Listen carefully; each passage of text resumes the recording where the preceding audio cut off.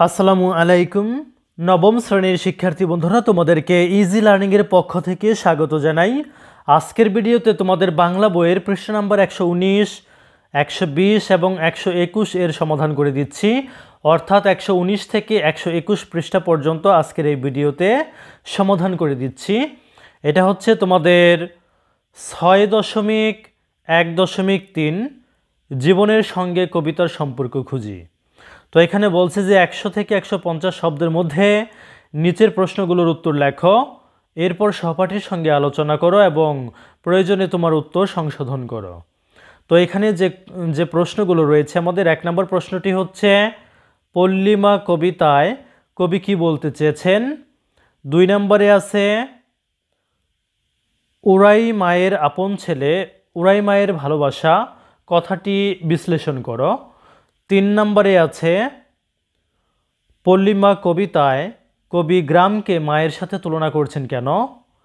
এরপরে 4 নম্বর প্রশ্নটি হচ্ছে কি কি প্রয়োজনে মানুষ গ্রাম ছেড়ে শহরে আসে। তো এই 4টা প্রশ্নের উত্তর আমাদের 100 থেকে 150 শব্দের মধ্যে লিখতে বলা হয়েছে। তো চলো এখন আমরা এই নির্দেশনা অনুসারে আজকের নমুনা উত্তরটি তুলে ধরি। উত্তর: পল্লিমা কবিতায় কবি গ্রামীণ জীবনের বিভিন্ন দিক নিয়ে আলোচনা করেছেন। জীবিকার তাগিদে কবিকে গ্রাম থেকে শহরে যেতে হয়। যাওয়ার পথে তার পল্লিমা যেন স্নেহময়ী রূপ নিয়ে তার দিকে তাকিয়ে থাকে।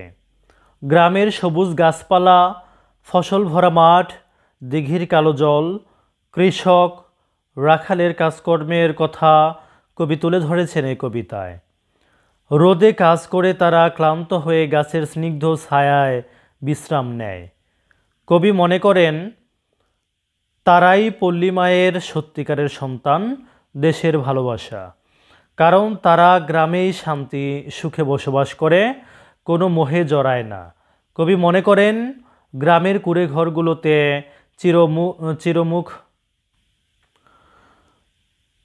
চিরসুখ বিরাজ করে, যা শহরের অট্টালিকায় পাওয়া যাবে না। এই বিষয়গুলোই কবি পল্লিমা কবিতায় তুলে ধরেছেন।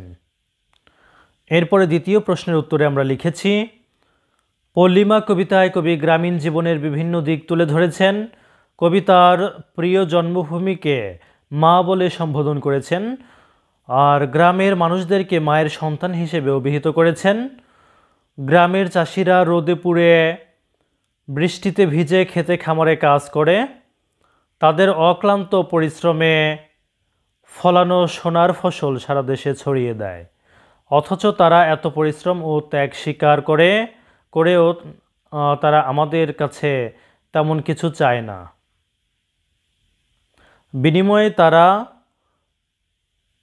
বিনিময়ে তারা অত্যন্ত সহজ সরল ও মানবেতর জীবন যাপন করে থাকে।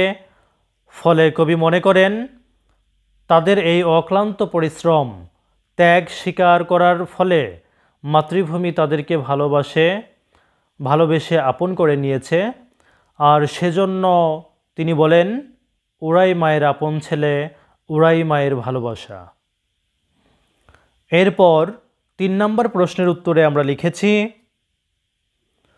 পল্লিমা কবিতায় কবি তার গ্রামকে তথা মাতৃভূমিকে মায়ের সাথে তুলনা করেছেন। একজন মানুষের কাছে তার সবথেকে আপনজন হচ্ছে তার মা, কারণ মা তার স্নেহ, ভালোবাসা, আদর, যত্ন সমস্তটা দিয়ে তার সন্তানকে আগলে রাখে।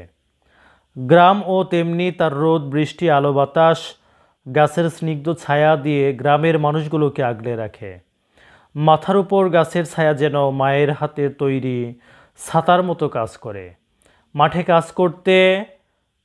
কাজ করতে করতে যখন মানুষ ক্লান্ত হয়ে পড়ে, তখন স্নিগ্ধ হাওয়া বয়ে যায়, যা মায়ের আঁচলের হাওয়া বলেই মনে হয়। দিঘির কাজল জল যেন মায়ের সন্তানের জন্য জ্বালায় ভরে রাখা জলের মতো। তাই কবি পল্লিমা কবিতায় তার গ্রামকে মায়ের সাথে তুলনা করেছেন। এরপরে 4 নম্বর প্রশ্নের উত্তরে আমরা লিখেছি মানুষ বিভিন্ন কারণে গ্রাম ছেড়ে শহরে চলে আসে। প্রথমত আর্থিক সংকট। গ্রামে আর্থিকভাবে বেশি উপার্জন করার সুযোগ থাকে না, এজন্য মানুষ অর্থের মোহে পড়ে শহরে পাড়ি জমায়।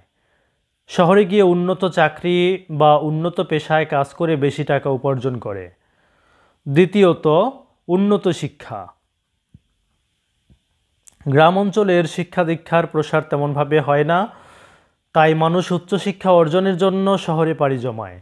তৃতীয়ত, সামাজিক নিরাপত্তা।